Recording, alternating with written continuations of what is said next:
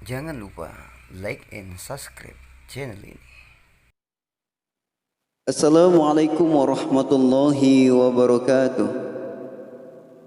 Alhamdulillahi rabbil alamin wa bihi nasta'in ala umuri dunya waddin. Wassalatu wassalamu ala asrofil anbiya'i wal mursalin sayyidina wa maulana Muhammadin wa ala alihi wa sahbihi ajma'in, amma ba'du. Alhamdulillah, segala puji bagi Allah.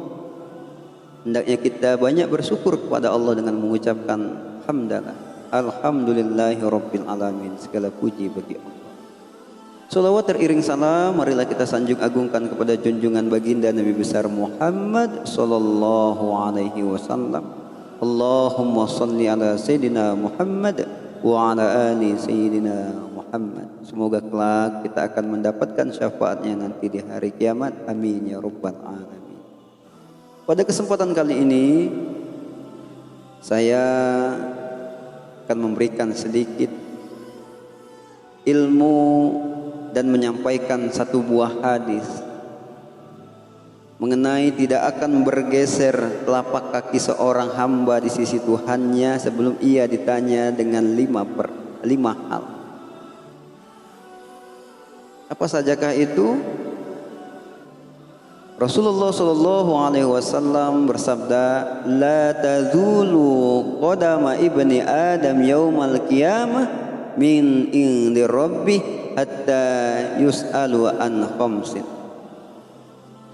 Tidak akan bergeser telapak kaki seorang hamba, yakni anak cucu Adam, di hadapan Tuhannya, di sisi Rabbnya, sebelum dia ditanya dengan 5 hal. Apa saja? An umrihi bima afna. Dari umurmu engkau habiskan untuk apa? Ketika kita hidup, tentunya Allah akan memberikan batasan waktu, dan sepanjang waktu itu maka kita habiskan untuk apa? Kita gunakan untuk apa? Sudah barang tentu orang yang dikasih umur, manakala umurnya dia gunakan untuk segala hal yang baik, bermanfaat, ibadah kepada Allah, bertakwa kepada Allah, dia ruku, dia sujud menghadap Allah. Manakala waktunya, umurnya dia gunakan untuk banyak beribadah, maka ia akan mendapatkan kebaikan dari umurnya.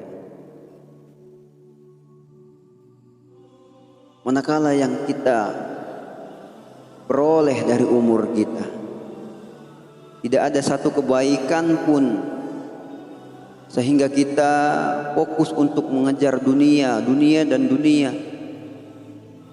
Kita tidak lagi mau memikirkan akhirat kita, tidak mau beribadah kepada Allah, bertakwa kepada Allah, sibuk dengan urusan dunia.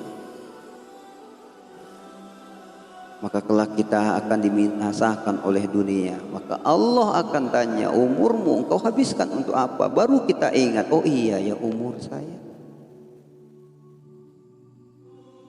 Padahal ketika Allah ciptakan kita, Allah berikan tujuan yang pasti, wa ma khalaqul jinna wal insa illa liya'budun. Tidak Allah ciptakan jin dan manusia kecuali hanya untuk beribadah kepada Allah. Ada tujuan, yakni ibadah. Umur tujuannya adalah ibadah kepada Allah.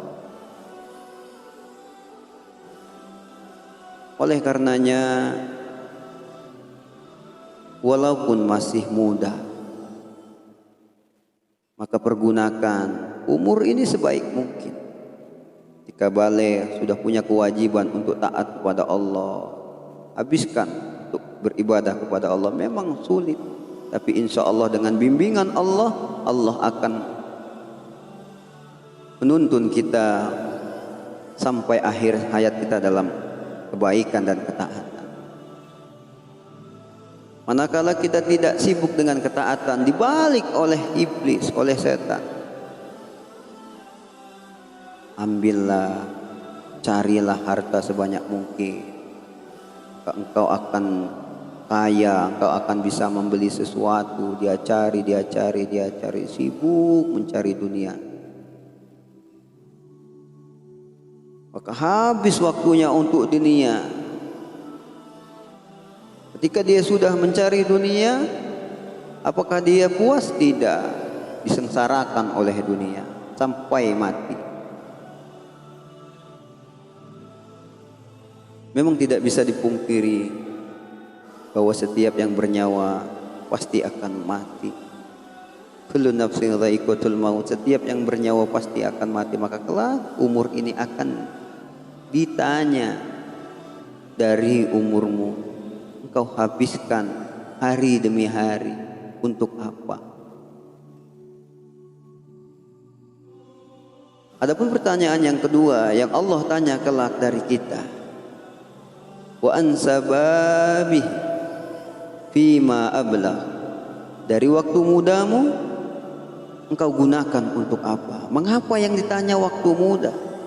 Karena di waktu muda itulah semua kecerdasan maksimal, otaknya berkembang dengan baik, tenaganya kuat, semua boleh jadi apa yang dia inginkan,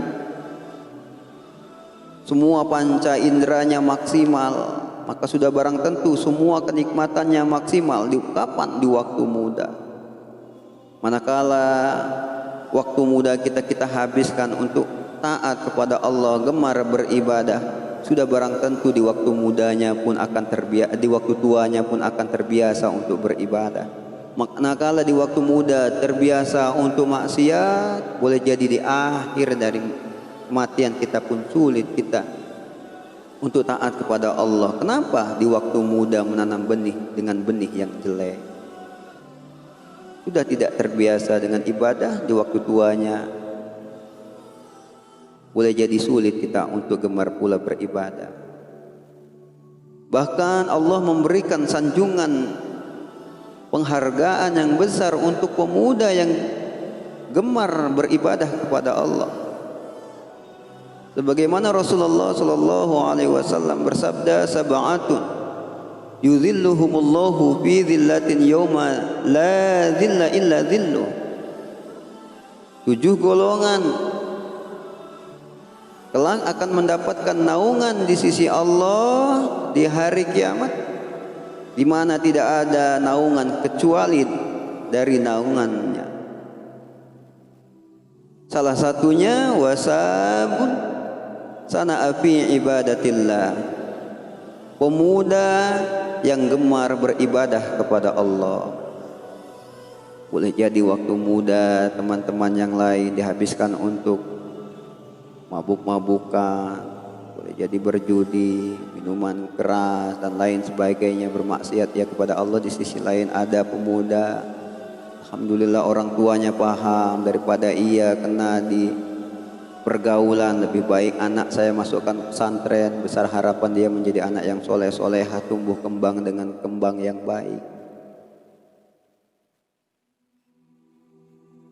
Oleh karenanya, manakala waktu muda kita gunakan untuk kebaikan, untuk taat kepada Allah, maka Allah akan memberikan naungan kepada kita. Adapun yang ketiga, yakni mengenai harta. Wa malihi min aina iktasabah wa fi man anfaqah. Dari hartamu engkau dapatkan ia dari mana? Selesai sampai situ tidak, engkau belanjakan untuk apa? Dapatinnya harus dengan jalan yang halal, belanjakannya dengan cara yang baik, maka ia akan membawa si harta ini ke surga. Maka sekarang bukan yang penting banyak, bukan yang penting dapat, pikirkan apa yang dibawa pulang halal atau haram. Uang suap, uang sikut, uang sundul dan uang-uang yang lainnya, hati-hati, pastikan apa yang dibawa itu halal. Bukankah beras ketika dimakan rasanya sama aja sekalipun itu halal atau haram, tapi di akhirat tidak. Beras yang dimakan dengan cara yang dimakan dengan cara yang halal, maka dia akan mengenyangkan dan akan menjadi tumbuh kembang di badan, menjadi sehat secara lahir maupun batin. Tapi beda dengan beras yang dibeli dengan jalan yang haram. Walaupun sama-sama kenyang, akan tetapi darah daging akan menjadi darah daging yang haram. Sehingga apabila diberikan makan kepada anak istri, boleh jadi membawakan banyak kemudorotan untuk si pemakannya. Biarlah sedikit asal berkah, biarlah sedikit yang dibawa adalah sesuatu yang halal. Itu jauh lebih baik di mata Allah ketimbang banyak tapi haram. Maka bukan yang kita peroleh bukan sesuatu yang banyak, tapi pastikan halal. Sedikit halal itu jauh lebih baik daripada banyak harta tapi hartanya haram. Manakala kita dapatkan dengan jalan yang halal, Allah akan tanya dengan pertanyaan yang kedua, pastikan hartamu engkau belanjakan kemana? Pastikan hartanya kita belanjakan dengan cara yang baik. Dapetinnya halal, belanjakan dengan cara yang baik, ada buah namanya barokah. Dapetinnya halal, belanjakannya dengan baik, Allah masukkan si penghuninya ke dalam surga. Tapi sebaliknya, dapetinnya boleh jadi halal, belanjakannya dengan cara yang haram, masuk neraka. Dapetinnya haram, belanjainnya halal, masuk neraka. Ini orang-orang yang biasa korupsi. Korupsi 1M, 500 juta, masukkan masjid 500 untuk perutnya. Oh, saya sudah menyumbang 500 juta jadi impas. Tidak. Segala sesuatu yang haram, maka sebaik-baiknya tempat adalah neraka. Apalagi jelas-jelas dapetinnya haram, belanjakan dengan cara yang haram, neraka. 3 berbanding 1. 1 akan mengarahkannya ke surga manakala ia dapatkan dengan jalan yang halal, belanjakan dengan cara yang baik. 3 mengarahkannya ke neraka. Oleh karenanya ketika Rasulullah SAW pergi Isra Mi'raj, dia datangi surga, dia lihat mengapa yang banyak masuk surga ini banyak orang-orang miskin, orang-orang fakir. Karena ketika dia ditanya tentang masalah hartanya, hartamu engkau dapatkan dari mana, engkau belanjakan kemana? Boleh jadi seorang yang miskin ini dia jawab, maaf ya Allah, saya enggak banyak harta. Akhirnya pertanyaan hartanya menjadi ringan. Inilah boleh jadi maksud dari Allah. Mengapa Allah buat kita miskin untuk harta dunia kita? Boleh jadi karena Allah sayang kita di akhirat nanti. Kenapa? Karena pertanyaan harta itu berat. Pertanyaan harta itu berat. Biarkan kita miskin secara harta dunia, ibadah terus. Karena hakikatnya ibadah itu kerja kita untuk Allah. Kerja kita di perusahaan akhir bulan dapat gaji. Kerja kita untuk Allah sehari semalam dipanggil 5 kali menghadap. Akhir bulan boleh jadi memang nggak dapat gaji, tapi akhir kematian Allah akan bukakan semua kebaikan. Biarkan kita capek-capek di dunia, miskin harta tapi kaya akan hati. Hati yang kaya akan tunduk patuh kepada perintah Allah.